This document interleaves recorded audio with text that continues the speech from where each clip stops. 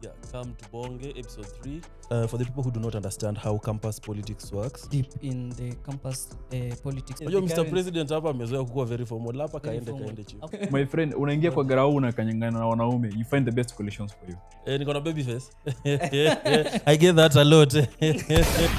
Good morning, good evening, and good afternoon, wherever you are watching us from. This is Kam Tubonge, and we actually in partnership with the Global Frequency Podcast hosted by none other than Mohammed. Today, we have an amazing guest, my fellow comrades and an alumni.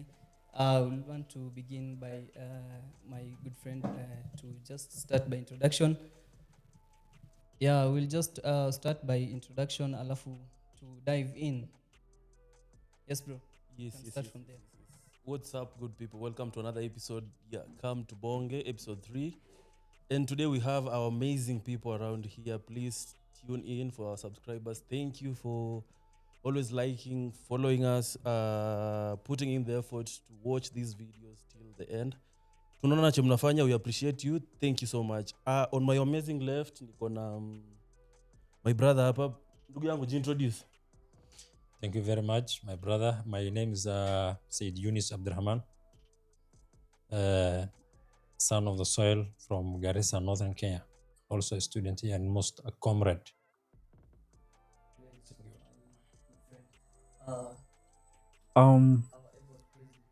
Good evening.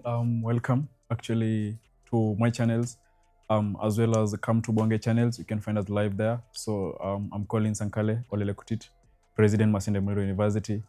I emanate from South Rift, that is Narok County. So it's a pleasure to be here. Yeah, that's amazing actually. We have some diverse soil from Lodwar. My guy here is from Kakamega. I'm also the son of soil Kakamega. Today we will just be talking, and our main agenda will be themed youth in politics and the campus politics mainly. And just wanted to dive deep in the campus politics, because all of us here are now in campus, and apart from one guy who is an alumni as well, amepitia pia. So our president here will take us through his journey from young age, and to dive in pia tukijua pia our friend Yunus. Yes, bro. All right. Actually, so as I stated earlier, actually I grew up in Narok. Went to St. Peter's Academy in Narok still. To my high school levels, I attended Ryokindo High School, that is in Kisii. Then from there is when I got myself here in Masinde Muliro University MMUST. So basically that has been a journey of my life. Yeah, education wise. Yeah. My friend Yunus, maybe briefly your life. Okay, thank you very much, Moha, and pleasure to be here again, once again. My name is, as I said earlier, Sayid Abdurrahman. Was born and bred in Garissa County, especially a place called Adab. I think it's a famous place that hosts refugees, large number of refugees. Yeah? That's where my early age and where I grew up most of my time. And that's where I schooled. Primary, then high school, I went to Waji High School, the Great Waji High School. The Pioneer Center of Education in Northern Frontier, when it used to be called NFD. Yeah, it was initiated in 1965, somewhere there. It's a great school, by the way. So I'm product of that school. I'm also now still in MMUST. Find myself in here. It's a university of choice. And that is how I'm a small man. Yeah, all the way to Kakamega. What's your early life? Just tell us. Hey, interesting. That's a good question. Went part of that, but yes, that's a good question. Mimi naitwa Laino Chenge Gikonge, born, bred and raised in Kakamega. Yeah, so the better part of my life nimekuwa Kakamega. Once in a while in and out, when duty calls in and out. But yeah, zero grazing to nothing much. Kwa watu wenye wanijui, umepata chance ya kunijua, naitwa Lino. Yeah, common face in Kakamega. Na nimekuwa most bana, nimekuwa alumna yuko ndaka kusikia story yenyu bana. Times zimechange Nafaa tujue pia times za kitambo kulikuwa aje alafu ndio current times, you know. By then nimeona tuko kuna generational gap hapa hivi. Ndio? I was in MMUST in 2010. I've been nimekuwa kuwa mzee. Nataka nisikie. Kwanza unajua historia nini? Ladies, the dating scene in campus versus out of campus. That's an interesting topic and nataka kusikia your opinions. Sana here. Unajua Mr. President hapa amezoea kuwa very formal. Hapa kaende chief. Hapa bro, actually we respect our president and here we just talk as friends. Nasikia? Hakuna formality though. Mambo iko vula. Nice. Yeah, so my name is Mohammed, as I earlier told you. I'm the founder and CEO of Sonax Media and the founder of Sonax Foundation as well. Yeah, so for those people who don't know me, I was born and raised in Kakamega here. Studied Kakamega Primary School, went to Kakamega High School, then here MMUST. Pursuing my Bachelor of Science in Information Technology. But my passion is leading me towards what you can see here. Sorry to ask, which year? I'm finalist. Oh, you're just a finalist. To be done with school. Oh, okay. Same to our guests, Yeah, our guests. Oh, okay. That's nice. We are 4 years, but I'm going 5 years. Yes. So, but yeah. He's doing more years than 4. Okay. Is it the course? Yes. Yeah, going for 5 years. He might be the next again the president. For the campus. Still he has a chance to lead. Yeah, so actually it's it's actually stipulated by the 2015 Act Duale Bill that is in Parliament. It was enacted in Parliament. So student leaders all over the country, they only go for 1 year. So 1 year term.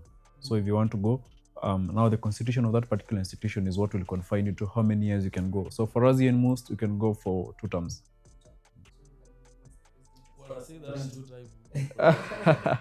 I don't want to talk about that for now. Yeah. My friend, you want to go for another seat?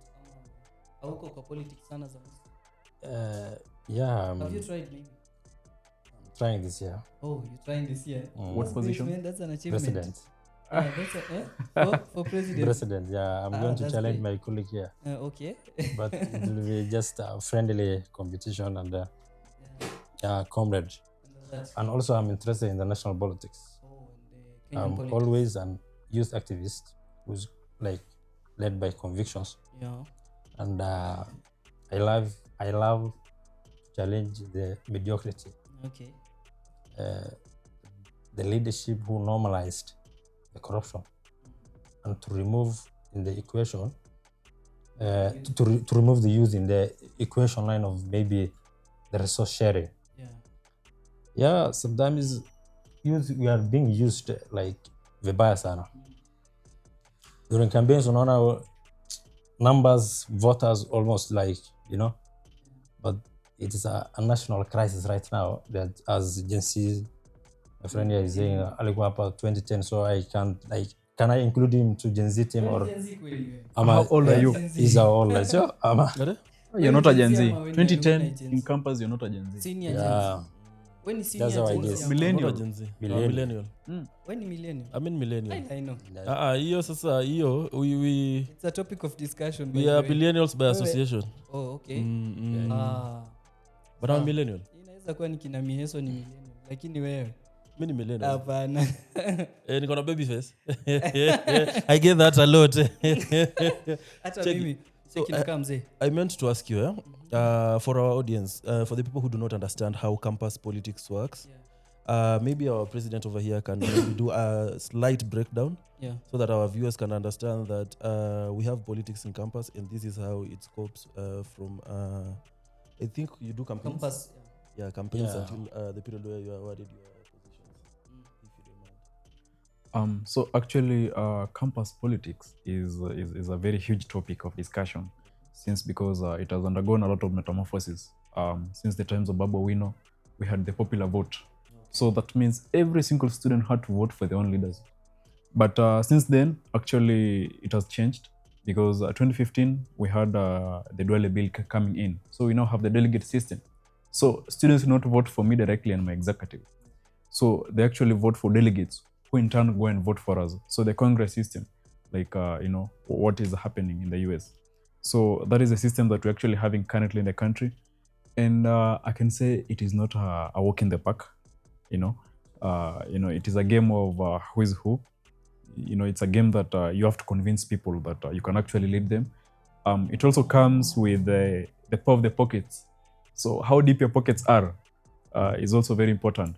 It's a factor that we cannot assume when we come to actually campus politics. So for me, actually, it is something very important because it helps us actually nurture leaders countrywide. The likes of Babu Owino, he was a student leader. Cherargei, Senator Fonandi, he was a student leader. Johnson Sakaja was a student leader. Kina Milio Odhiambo and the likes. And how does the campaign period look like? So are people outsiders allowed to vote? Am it strictly for the students? Unajua, you can go rally your people there back in the village alafu uende waambie bwana tadunga nyinyi kitu. Actually, we have a constitution that guides us. So there are election regulations, rules and regulations. So it's only students who are allowed to vote. So no outsider will vote because you must have a reg number. You must be able to have a student ID. So actually the voter register is just directly generated from ICT in the school data. So there's no way that someone else can come and vote in as someone from outside. So that is basically it. And it takes actually a week for campaigns. There are campaigns inaanza hata saizi kwa chini ya maji.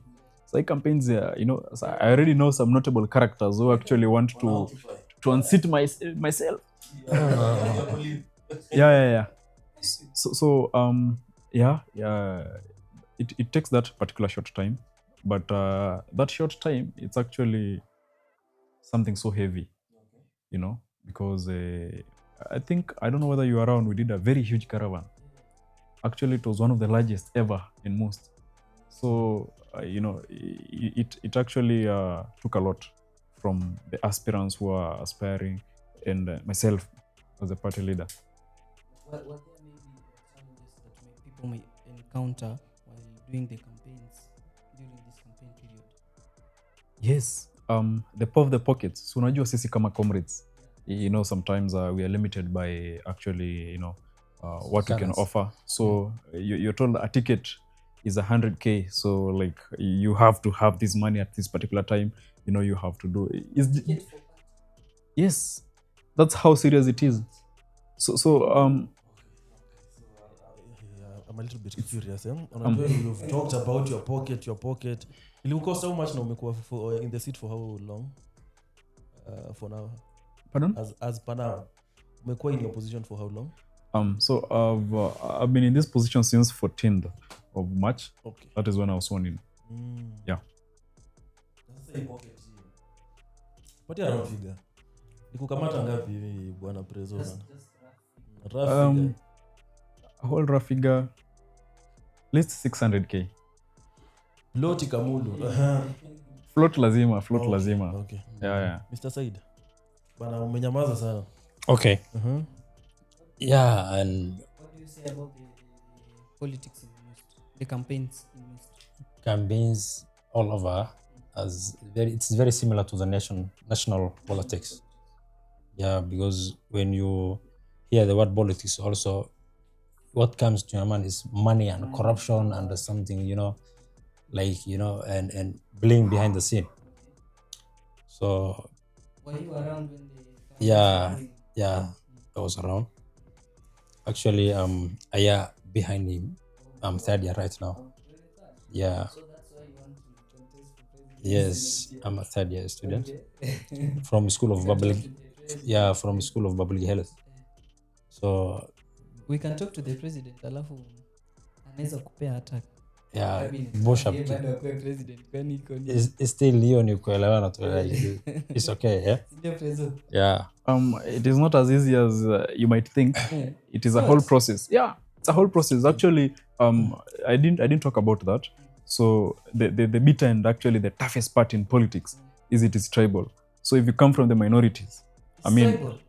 so Yeah. Even the school politics. yes, it's actually very tribal. It's very tribal. So that is the easiest way that comrades find it to be able to balkanize themselves Okay. into two opposing sides. So they could go more opposing side, but here in most two opposing sides. Okay. So it's actually this association, tribe association, what come together. So it's They something. form a coalition. Yeah, and then they form a there's a coalition. coalition there. Ideally, it should be because of ideologies. That is what should bring comrades together. But the voting apathy is really low in students because we are leading over 26,000 students. Yeah. But those who come to vote are barely 6,000. So you can imagine like a whole gap of 20,000 don't vote. So, but if people tend to vote, and then we're going to actually change the geopolitics of campus politics. Yeah, from being tribal to ideologistic politics. Yeah. I did.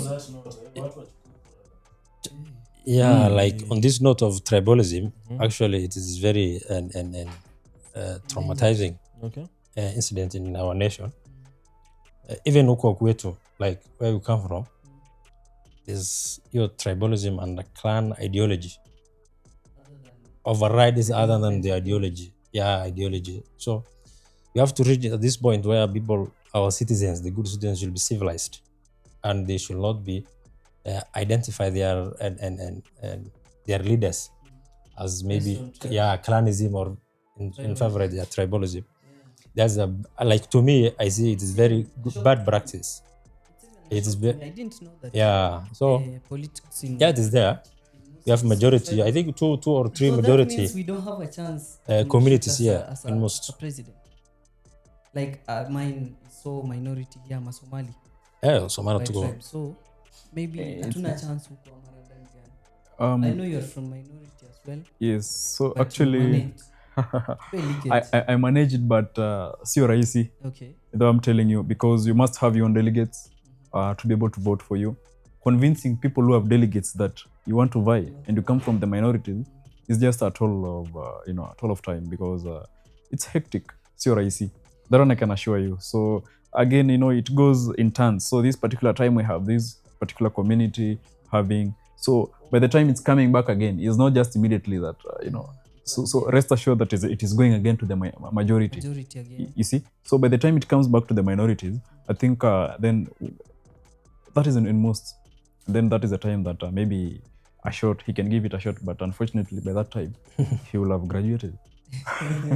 Okay. And about the campaign money and the party money that people are supposed to be paying, is that the money paid to the president, like people pay you to be in that party? Or No, it's you actually who wants that particular position.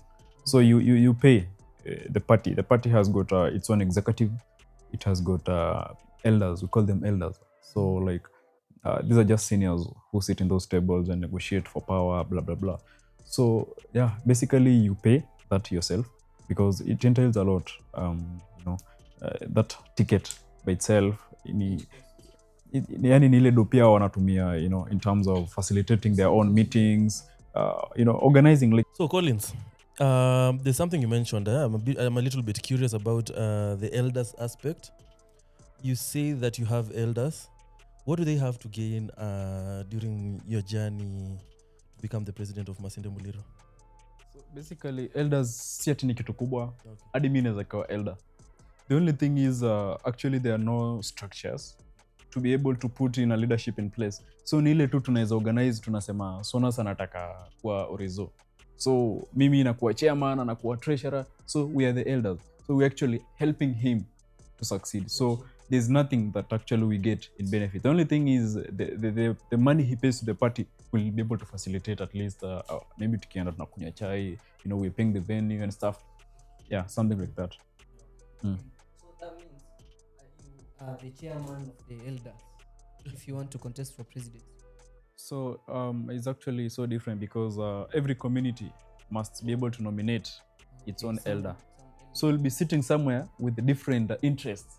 So kila mtu analeta interest yake. So now that's the importance of a coalition. You get now. Yeah. So basically elders ni coalition ndo inachukua mtu moja moja from elders. Yes.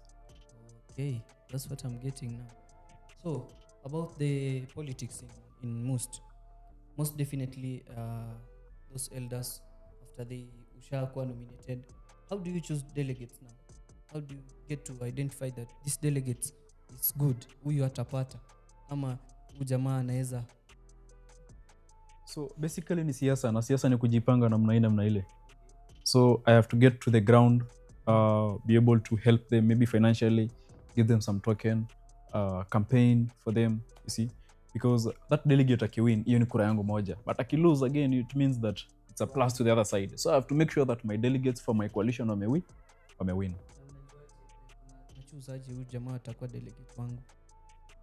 So basically, now if it's tribes coming together, so you are Luo for instance, so basically we are in one coalition. So if he wins, I win. So I'll tell all people from now this coalition tuna front mse moja in that particular place. So all these people wana vote huyo mse moja because the delegates pia wanapigia the whole executive.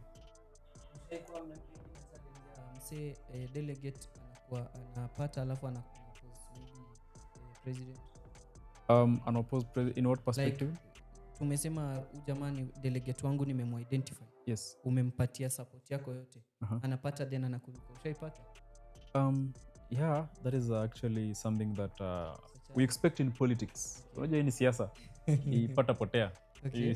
So pia mimi kwa harakati za kupiga hesabu yangu najua tu pale ngori. So I look for mechanism of actually trying to substitute that and be able to get concrete votes zenye zinaweza nifanya niingie pale.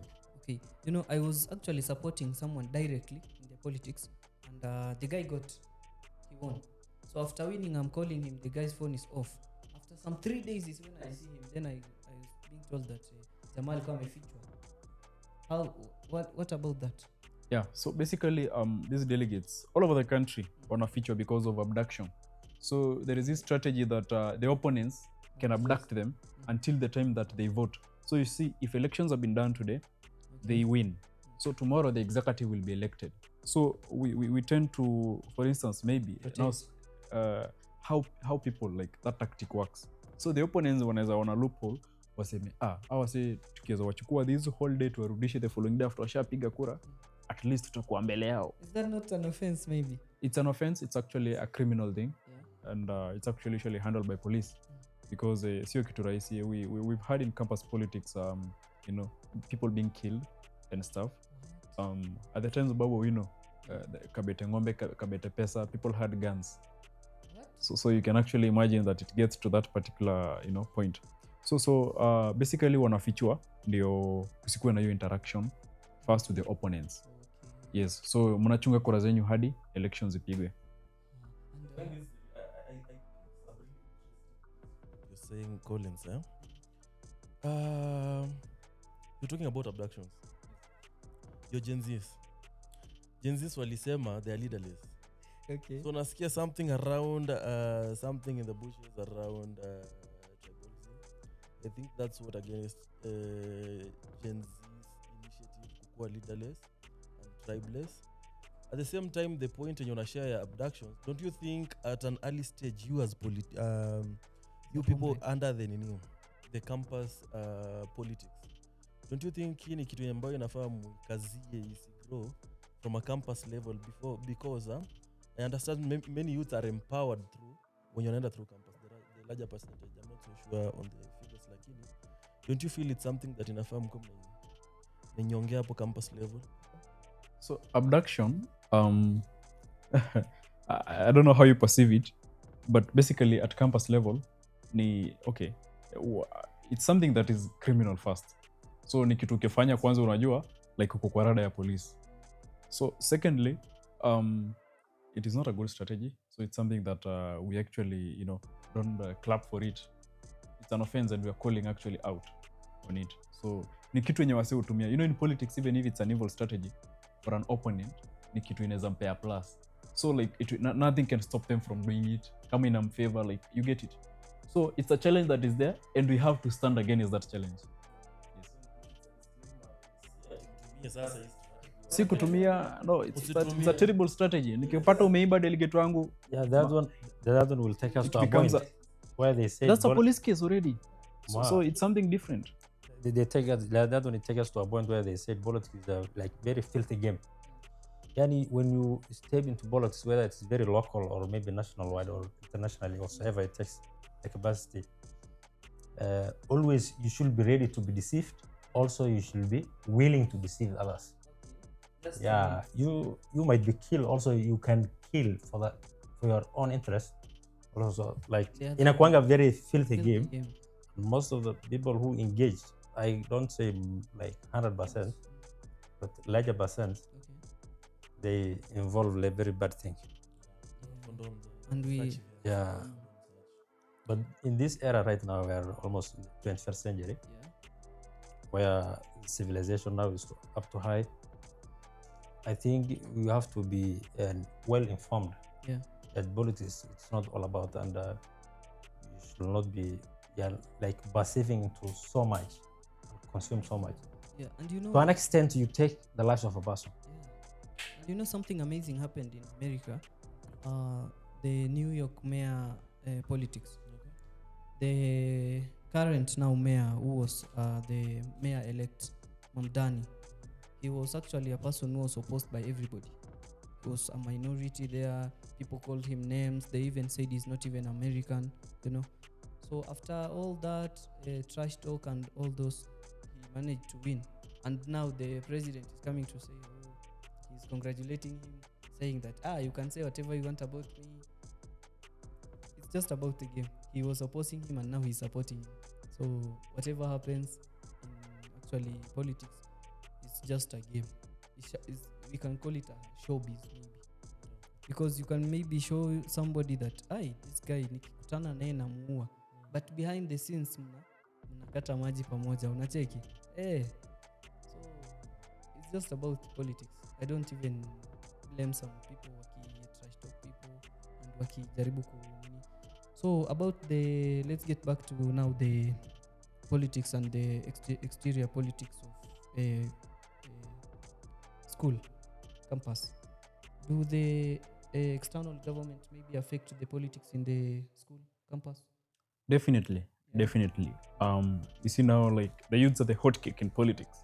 So if I support you to be able to get something, I expect something in return. So basically, politician is what you give them in return, you see. So of course they tend to influence by pumping in money to guys who actually, myself, I was never sponsored by any politician. It was money from my own pocket. But other people get money from politicians. Utasikia sijui Sudi amepeana do, blah blah blah. So they tend to get that relevance, that perspective. So yes, it does. What is maybe the benefit of the politicians in the campus politics maybe? So I build you, you become a brander. Okay. So like youths watakusikiza wewe, so wewe utanisupport mimi. In the outside world. So your ground in a shift. You get it? Yeah. Hivyo tu, simple. Strategy too simple hivyo. That's big, man. How is maybe you are now the president? How is life before the presidency and after? I think life is just simple. It is just a normal life for me. Any difference? There's no difference. That much big difference. Life, maybe? Now you are the president. You can. I don't fear for my life. Okay. Because I think I'm well protected. That's great. Just this week I received my certificate for my firearm.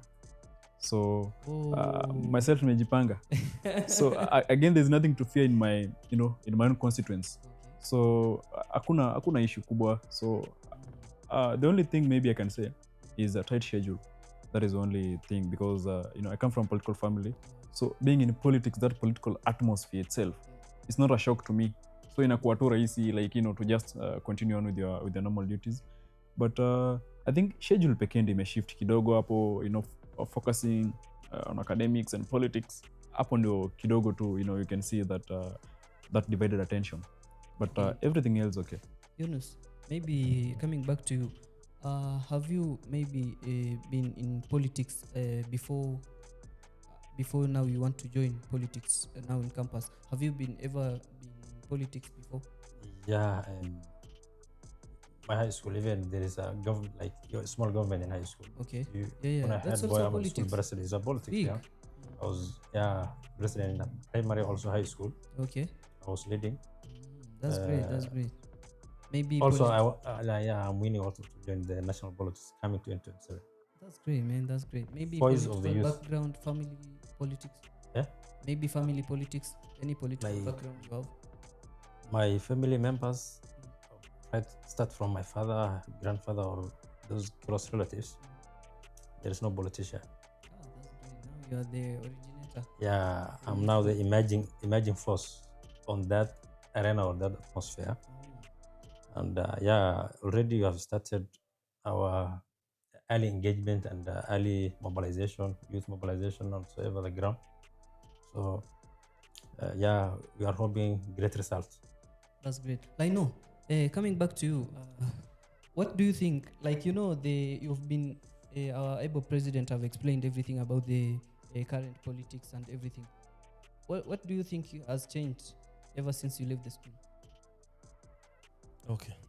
So I won't lie to you. I've been following up on what has been happening in Masinde Muliro. I won't lie to you. If I choose to share any opinion, that I'll be lying to you. Okay. Huko Yeah, kwa so, politics wewe. I- Ulikuwa mtu vitabu mbaya. Una shout but ni ukweli. Nothing more. So I don't have enough. I don't have enough information to share an opinion on that. But I'm sure we have the right people. Yeah, we yeah, have yeah. Collins here, we have Sayid here. I believe So you can give the information. they are here to serve people for You the know, greater good. Linus, I've been in this school for now 4 years. Okay. But, I've been involved in the politics directly. And I've not been an aspirant myself, but I've been supporting delegates. But personally, I don't think campus politics have gain to the sponsors, because I have financed people in the most politics. I gain nothing actually. I just want my my guy to be there. I think maybe naweza pewa nini kashopa hapo ndani wapi. Sidhani kama politics inaweza benefit sponsors ku campus. What do you say about that? So about that, actually, there's a lot of expectation about campus politics. Yeah. But in real sense, truth be spoken, hakuna kitu kubwa unaweza sema ati I can get. You see? So let's do that outside politics. But hapa ndani hakuna. As a person, in fact, it's actually overrated. It's something that nimekuja hapa and I'm like, oh, kitu nakuanga hivi. And then it's just like so normal. Like I just take life so normal and kila kitu iko tu sawa. Acha ni study kwanza politics, nika study kaisha. That time I also supported someone but alianguka. The second time I supported someone alipita. Third time hii yenu sasa nimesupport watu, hata hawa nimewasupport directly. But you guys I sponsored you Directly or indirectly? directly. Yeah, I sponsored their delegates. I supported some delegates from some schools. But after now the second one, I now don't expect something from them, because I know our ni comrades. Hata apate tu ajisaidie. But I just love being in politics. Of which akipata, this guy is a good guy. Nimemcheki tangu akiwa first year, amejituma, and he didn't have support. I supported him. Akapata. He's doing a great job now. He's a good guy. One thing is, you support someone, you don't expect any financial gains from them. Hakuna, zero. But expect them to do some work for you. Like expect them to say no missing marks. You see, there's always a challenge and they're here to fix the challenge. That is one. Two, we're actually here to mold each other. So you told me you're vying for Wajir senator. I'll be going for Dagoretti North member of parliament. So you see, in that perspective, this politics has actually molded us. Yani hapa tumepitia moto kidogo hapa chini. So yani ile damu iko ya politics. So you see, politics can never happen minus you. So you will just find yourself somehow in that politics. Have you ever been involved directly in the most politics? Yeah, Or like maybe this indirectly? last time one of my best friend actually got now our school rep was contesting for the school representative faculty from public health and biomedical science, and he won. The guy won. He's one of my best friend. Who's that? rep from public health, Public health. Gary Clifton. All right. Yeah, he's my best friend. So I campaigned for him, and I supported him actually. How's And the still experience? now is vying for president. So I told him maybe like what we feel as Somalis, we are like I think tunafika 100 like we feel so like less privileged when it comes to the larger community, the majority. He's actually, this guy is actually our chairman of Somali community. So Somali community. Yeah, in the MUST chapter. He's the chairman of Somali community. He's a great guy. He's a leader. Great. He's a leader by mold. Yeah. Son of the soil. No wonder you saying Son of the soil. Got molded to be a leader. The other guys were majority. Yeah. This time waseme bana like They already gave the minority. Yeah, he's minority, I know, because he's Masai. So you want But also to shift the other to the northern part. the northern part. That's great. But, Yep, but by it the way, is we've not a never give had- and take thing. We've never had even a person from. Northern. It's just this government we had. Two. We had like two. And two, they are not even the Bosnians, they are not elected even. Yeah. Like I think one is from religious appointment, the other one is international. Yeah. Other than But I think international rep is actually Somali. elected. He's elected. Yes, Amino Mohammed is elected. So international students from different parts of the different countries come together and vote. So how it is, it is not a give and take thing. But this time around, you feel less privileged. My friend, unaingia kwa garau unakanyangana na wanaume, you find the best coalitions for you. Yeah, we are doing that. Nice. On the same breath, under politics, Mm. it has not been the best weekend for our people, our Western people. Okay. Our own former MP, Lurambi MP. Lugari. The late Lugari, yeah. Okay, the late Cyrus Jirongo. We condone with the family. Death is not something that we wish to do. It's quite difficult to grieve. And we hope that may the Lord console the families and strengthen them through these difficult times. Besides hiyo, nataka naulize bana. Tumeongelea about politics. How was your week been? Your week? My week has been. How was It has been so tough actually. I do sell clothes. Okay. And I have a lot of expectation. Uza sera, unauzia wapi ma? Nauza hapa opposite Menengai Hardware. Yeah. Nauza nguo, suti, mostly men and children. So this week I expected a lot. Last week kumekuwa na some few students wa graduation. The week was good. Lakini sasa hii wiki, this week has been tough, man. It has been tough, but we thank God for the little we get. Yeah, but imekuwa tough. December haikuangi hivi. Haikuangi. Umekuwa in business for how long so far? Been in business since 2018. What is the worst experience you've come across? A business experience. Nishawahi poteza parcel. It was around just December. Just around October hapo ndo sasa shipment inakam. Kukuja Kakamega haikukuja jo. Hiyo ni mzigo. Sijui ilienda wapi. But later on upon refund, I got a refund but less. That was my worst experience. The best Good number of sales, the best was this year. The best thing that happened to me this year, I just discovered myself. I rebranded and discovered myself afresh. This year. We'll get back to you. I could see why you rebranded. Collins.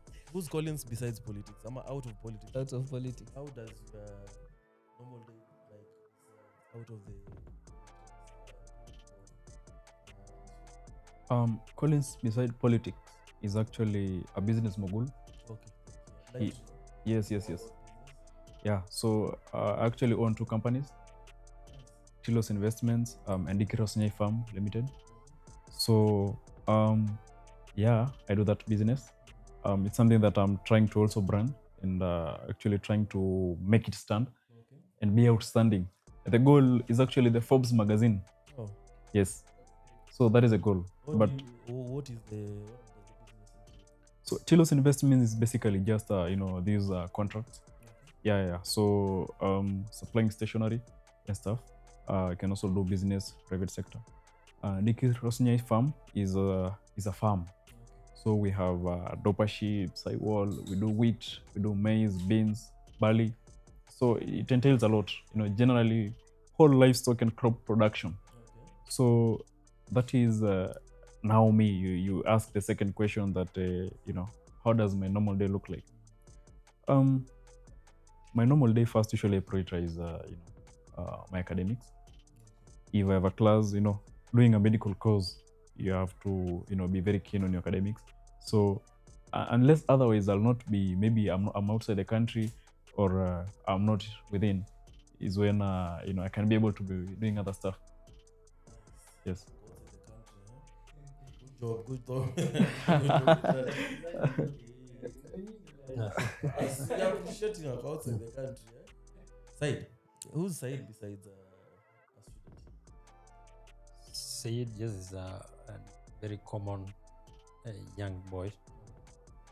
Now he's a Gen Z also.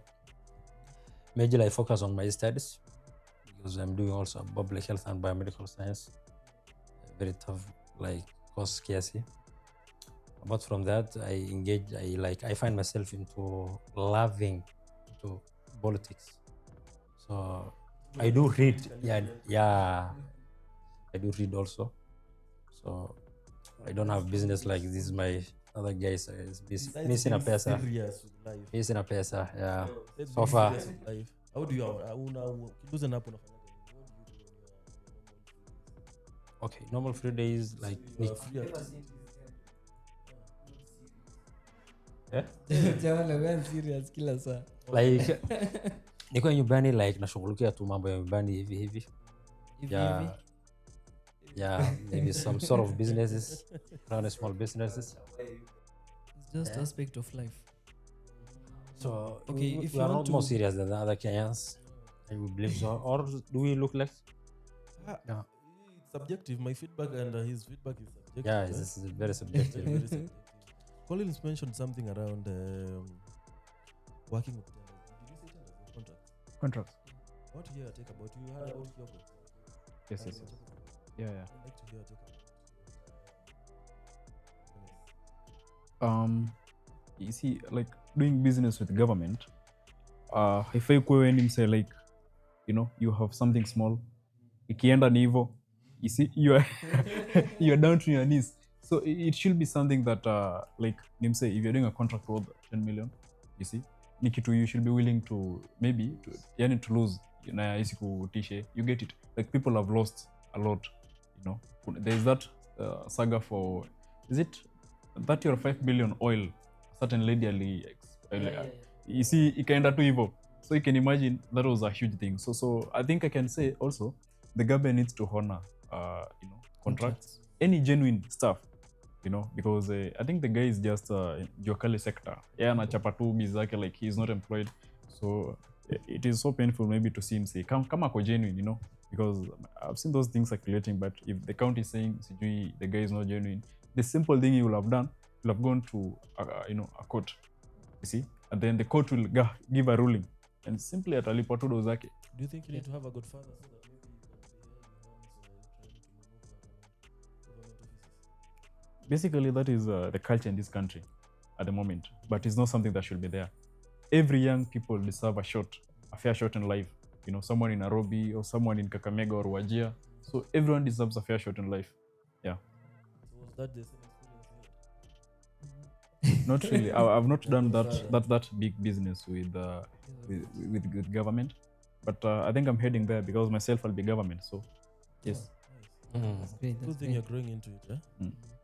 Nice. So, to just add up on that, actually, in the business of contracts and contracts honoring, I tried a bit to look into the Sami Kyoko's issue. Okay. I discovered that that guy is not like that much genuine because the CR12s doesn't bear the name as the Sami Kyoko.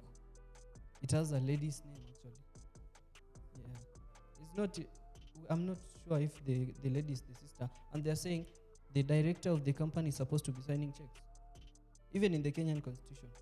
So I don't think Sami Kyoko should come out and start blaming government for something that he's not even supposed to be. Yeah. So as we wind up, Yeah. you mentioned something in the line of rebranding. What brought about you rebranding your business? About rebranding is I just discovered that I have been doing business for a while and I'm not where I want to be. All the years I've been working, so I discovered that I'm not building myself and I'm not building others. Where do you want to be? Just in Forbes, as my president said. Yeah. Okay. Don't So you want to be in Forbes the is the- Forbes Forbes magazine? Your goal, eh? Hey, bro. Forbes If you're not there, magazine. you're not yet there. You're not a man. Yeah. Mm. So I want to be among the top-rated CEOs, if not internationally, just in Africa. That's the goal. So I built a foundation called Sonax Foundation, just to give back to the community. And I managed to get some few sponsors where we are doing some small job huko nyumbani. Huko the main problems unajua ni maji. That's actually what we are doing. Just digging some boreholes for people as we go without looking back. Yeah, that's actually what I rebranded. If I'm not gaining as a person, let others gain from what I'm gaining.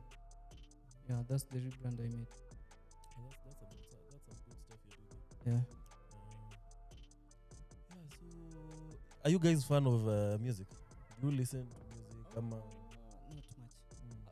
Personally, I'm not a music fan. Okay. Not much into music. Collins, do you listen to music? Listen to music? I'm a fan of country music. Yeah, Kenny Rogers, Dolly Parton there. You know, yeah. Inspiration ya country music. Being a Gen Z. I think it's not a matter of being a Gen Z because the Gen Z is also grown in the farm. So you see, we have a farm, so you know you can basically drive that from. Yeah, definitely, my dad loves country. You know, yeah. So that is it. Mm. I don't want to say that, but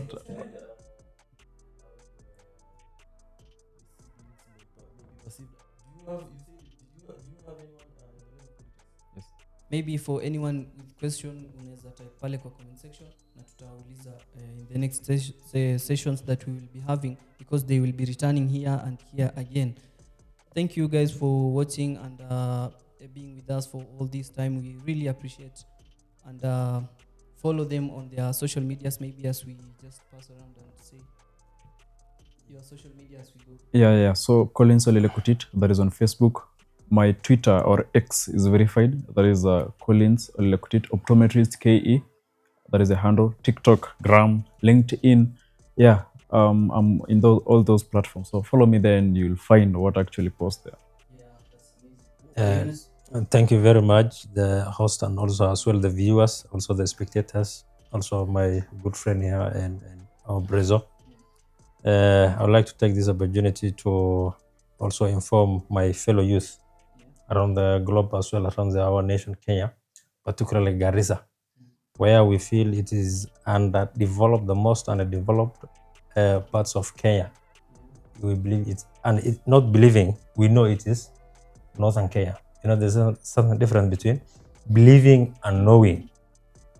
Yeah, we believe something that, you know, we don't know what they are. We believe the unseen. But what I know, this is a mobile phone. I know this is somebody like that. So we know it is crystal clear that Northern Kenya is way back to, like, when it comes to backward, when it comes to development. So I asked several questions to myself. Why is this happening?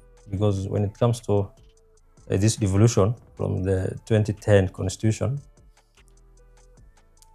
the county receives billions of shillings by year, close to 10 billion.